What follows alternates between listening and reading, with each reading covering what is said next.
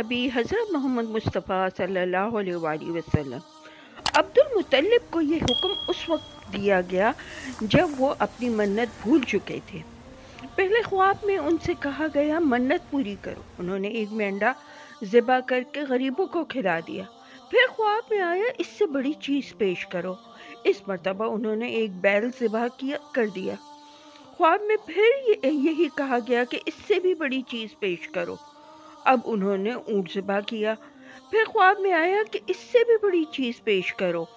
उन्होंने पूछा इससे बड़ी चीज़ क्या है? तब कहा गया अपने बेटों में से किसी को ज़िबा करो जैसा कि तुमने मन्नत मानी थी। अब उन्हें अपनी मन्नत याद आई। अपने बेटों को जमा किया, उनसे मन्नत का जिक्र किया। सबके सर झुक गए। कौन खुद को ज़िबा करवाता है?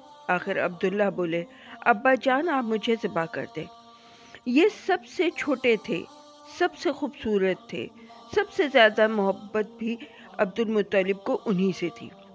लिहाजा उन्होंने कुरानदाजी करने का इरादा किया। तमाम बेटों के नाम लिख कर कुरा डाला। अब्दुल्ला का नाम निकला। अब उन्होंने छुरी ली, अब्दुल्ला को बाजू से पकड़ा और उन्हें ज़बह करने के लिए नीचे लेटा दिया।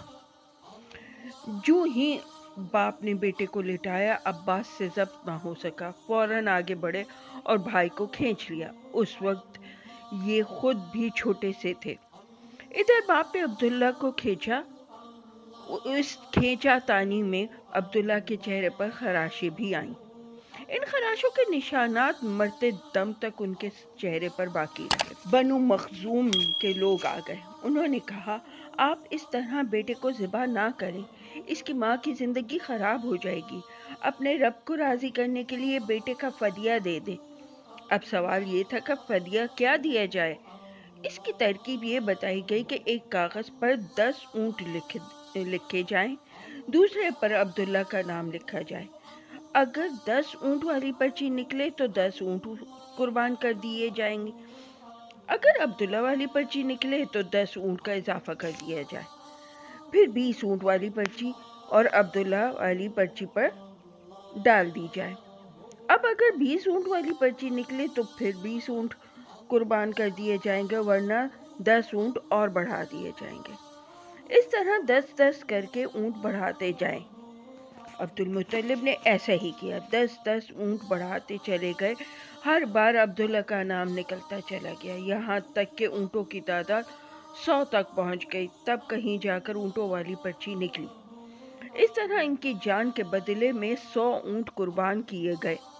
अब्दुल मुत्तलिब को अब पूरा इत्मीनान हो गया कि अल्लाह ने अब्दुल्ला के बदले 100 ऊँट की कुर्बानी मंजूर कर ली है। उन्होंने काबे के पास 100 ऊँट कुर्बान किए और किसी को खाने से ना रोका। सब इंसानों, जानवरों और परिंदों ने उनको खाया। इमाम ज़हरी कहते हैं अब्दुल मुत्तलिब पहले आदमी हैं जिन्होंने आदमी की जान की कीमत 100 ऊँट देने का तरीका शुरू किया। इससे पहले 10 ऊँट दिए जाते थे। इसके बाद ये तरीका सारे अरब में जारी हो गया। गोया कानून बन गया कि आदमी का फ़दिया 100 ऊँट है। नबी करीम सल्लल्लाहु अलैहि वसल्लम के ज़माने में जब ये ज़िक्र आया तो आपने इस फ़दिये की तस्दीक फरमाई, यानी फरमाया कि ये दुरुस्त है। और इसी बुनियाद पर नबी करीम सल्लल्लाहु अलैहि वसल्लम फरमाते हैं, मैं 2 ज़बीहों यानी हज़रत इस्माइल अलैहिस्सलाम और अब्दुल्ला की औलाद हूँ। हज़रत अब्दुल्ला कुरैश के में सबसे ज़्यादा हसीन थे। इनका चेहरा रोशन सितारे की मानंद था। कुरैश के बहुत सी लड़कियां इनसे शादी करना चाहती थी, मगर हज़रत अब्दुल्ला की हज़रत आमना से शादी हुई। हज़रत आमना वहब बिन अब्दुल मन्नाफ बिन ज़हरा की बेटी थी।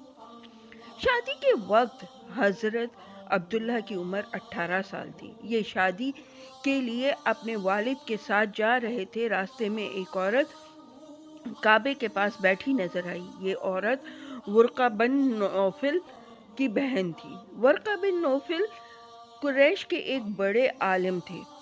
वर्का बिन नौफल से उनकी बहन ने सुन रखा था कि वक्त के आखिरी नबी का ज़हूर होने वाला है اور ان کی نشانیوں میں سے ایک نشانی یہ ہوگی کہ ان کے والد کے چہرے پر نبوت کا نور چمکتا ہوگا۔ جو ہی اس نے عبداللہ کو دیکھا فوراً یہ بات اس کے ذہن میں آئی۔ اس نے سوچا ہو نہ ہو یہی وہ شخص ہے جو پیدا ہونے والے نبی کے باپ ہوں گے۔ چنانچہ اس نے کہا، اگر تم مجھ سے شادی کر لو تو میں بدلے میں تمہیں اتنے ہی اونٹ دوں گی جتنے تمہاری جان کے بدلے میں ذبح کیے گئے تھے۔ اس پر انہوں نے جواب دیا، میں اپنے باپ کے ساتھ ہوں، ان کی مرضی کے خلاف کچھ نہیں کر سکتا، نہ ان سے الگ ہو سکتا ہوں، اور میرے والد باعزت آدمی ہیں، اپنی قوم کے سردار ہیں۔ بہرحال ان کی شادی حضرت آمنہ سے ہو گئی۔ آپ قریش کی عورتوں میں نسب اور مقام کے اعتبار سے افضل تھی۔ حضرت آمنہ حضرت عبداللہ کے گھر آ گئی۔ آپ فرماتی ہیں، جب میں ماں بننے والی ہوئی تو میرے پاس ایک شخص آیا، یعنی ایک فرشتہ انسانی شکل میں آیا۔ اس وقت میں جاگنے اور سونے کے درمیانی حالت میں تھی۔ عام طور پر اس حالت کو غنودگی کہا جاتا ہے۔ اس نے مجھ سے کہا، کیا تمہیں معلوم ہے تم اس امت کے سردار نبی کی ماں بننے والی ہو؟ اس کے بعد وہ پھر اس وقت آیا جب نبی کریم صلی اللہ علیہ وسلم پیدا ہونے والے تھے۔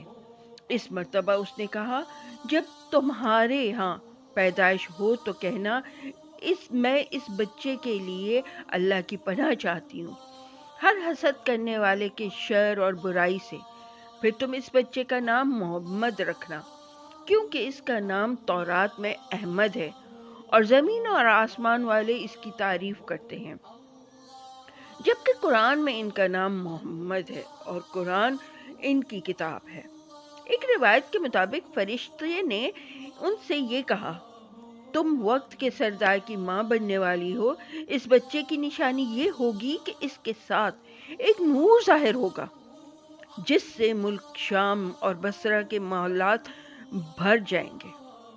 جب وہ بچہ پیدا ہو جائے گا تو اس کا نام محمد رکھنا، کیونکہ تورات میں ان کا نام احمد ہے کہ آسمان اور زمین والے ان کی تعریف کرتے ہیں، اور انجیل میں ان کا نام احمد ہے کہ آسمان اور زمین والے ان کی تعریف کرتے ہیں، قرآن میں ان کا نام محمد ہے۔